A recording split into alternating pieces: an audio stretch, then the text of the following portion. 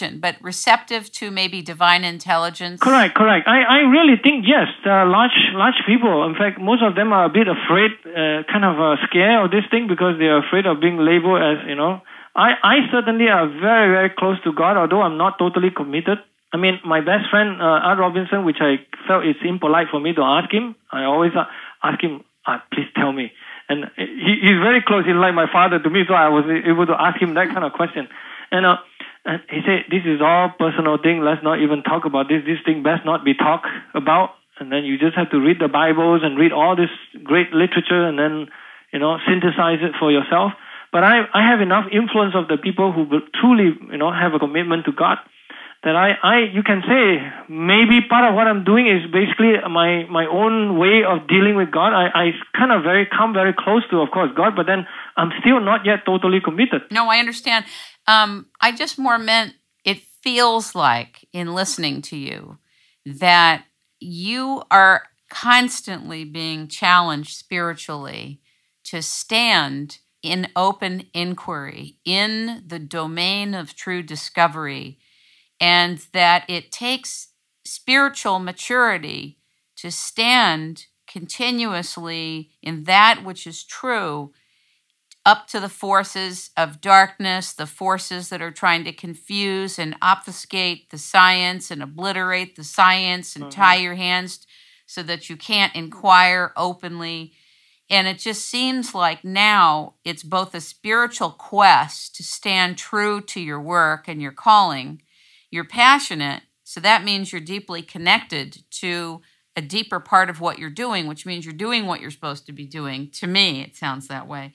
But I would imagine in the quiet times of your life right now, in more of an energetic sense, you're closer to a divine intelligence or to a higher power, to whatever we would call God, than probably ever before, because you're having to be and stand in such a strong, deep place that only a person of a deeper faith, and I'm not talking religion, but just a deeper faith, could do it. I wouldn't deny that. I would just interpret in lesser sense. As I try to tell you that I truly believe many of my fellow people that I admire, for example, physicists and mathematicians of all kinds, it's actually very strange. The one that come sort of very close to me, right? I can give you an example. David Legates, for example.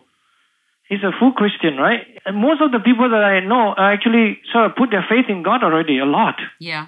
And these are all people who constantly, daily dealing with some very beautiful questions, I mean, to me, God would be the ultimate beauty, maybe. Yeah. But I'm still, like I say, I'm not too late because I'm struggling very, very hard, of course.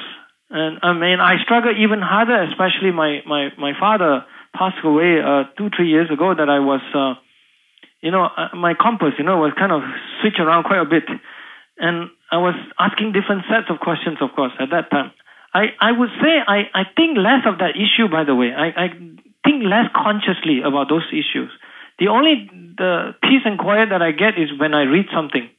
This is why reading is ultimately the pleasure for me. I mean, not watching TV or not anything. Reading is always the most ultimate pleasure, in my opinion.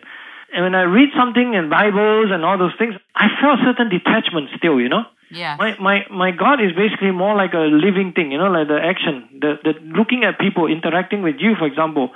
I mean, that kind of thing, on dealing with my fine mathematician things, when you look at the kind of thing they do, it's just, man, how did they come up with that one?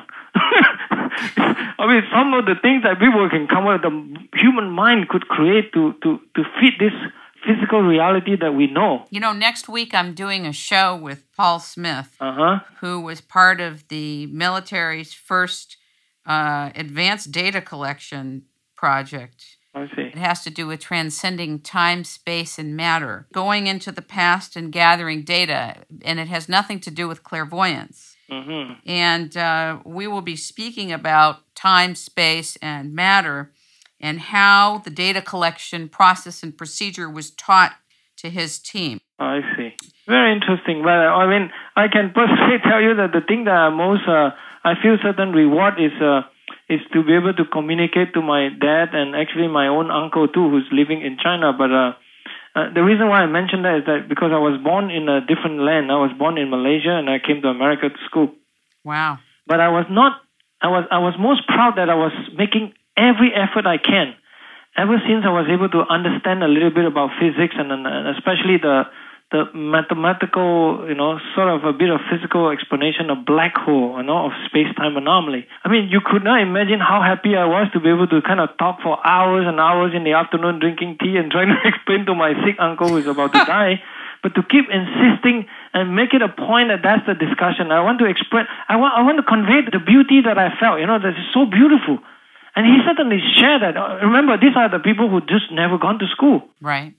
And my dad is another amazing character, right? Who never gone to school, but he just have the natural brilliance, the people kind of person. He has a human touch that is so amazing that I admire so much. He essentially doesn't know how to build a thing, but then he's this successful builder who can make millions and millions of dollars just like that because he's able to convince someone to do some work for him. And then he shared the wealth with them, of course. But I was just very, proud of who he is, But anyway, it's just another strangeness. I was very happy to make sure that we can talk a little bit about cosmology and then question that cannot be answered in a lot of ways. And then black hole was one of the things that I find it extremely strange that they ought to be, at least discussed and explained as best as we know how. You can find far out field that people were still discussing about different way of interpreting black hole, but that's another subject, by the way. I get even more exposure when I actually become an editor of a professional journal called New Astronomy. I mean, we constantly see all kinds of crazy papers sometimes, but I'm one of those open-minded editor, mind you say, to give people benefit of doubt, by the way. Now I have a real problem of one particular paper that I could not discuss, but it's just very interesting.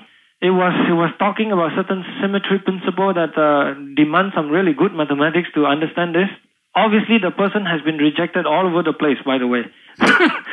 And then somehow he came to me, and then I started reading it. I say, this kind of discussion seems to be honest, seems to be, very mindful and should not be just rejected outright. So I didn't want to reject him, so I started to look around for the best friend I can find all over the place. Please, let's try to see whether this, but you still need some kind of review, of course, to be publishable as some form of discussion, a paper that would further stimulate thoughts or somehow. I have another question before we close today, and I want you to know that I've learned a lot from you, and I so appreciate your dedication to the truth and to keeping the integrity of science intact, and for standing up to political and financial forces and prominent people and institutions in order to keep the integrity of your work. You're a physicist as well. Can you explain to the public what a vacuum is? Vacuum certainly has a lot of a notion in which that is purely a spatial thing. But I really think that vacuum, well, first of all, let's just talk about what we know as a vacuum in a lab, for example, You just basically try to reduce the amount of stuff in it, in a sense that if you have a billion times of a number of molecules in this volume of air, you just want to reduce it to zero. That's it. The thing is actually filled by no physical entities or material in it. But I felt that if you expand the concept of vacuum, it certainly should include time as well. Because after all, we know about this space-time business. Maybe I'm not the best person to answer that. In fact, I think it's a very hard thing to answer. It's a bit like searching for inertia in Einstein's sense. One could not find this frame because talking about vacuum in absolute sense, it doesn't exist that way. I think an entire show should be dedicated to communicating what can be known about what a vacuum is, because I have a feeling, I'm just going to say this to plant a seed, I have this notion that to the extent that people at an individual level can be part of understanding how to create a vacuum in their everyday circumstances in the solving of problems, which means to allow for empty space, to ask a question and then allow for empty space, not have to fill the question immediately, to hold the question and contain it, creates an energetic vacuum out of which the cosmos, so to speak, or information can flood in that's both intelligent and also in the natural world. And so I have this sneaking suspicion that there's a way to ask questions contain them and allow for the information and